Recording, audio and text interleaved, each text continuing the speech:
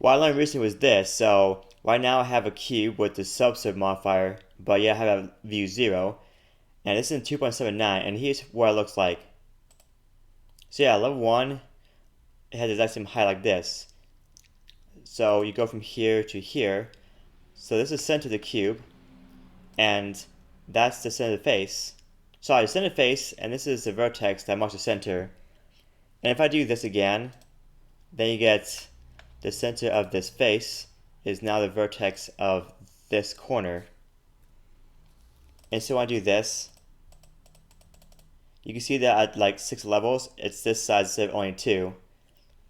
But when I go to this version right here, 2.82, as in right here, if I do the same thing, this happens. Right now it says 2, but if I click this to 1, it's not 2, it's actually at 1.68 instead.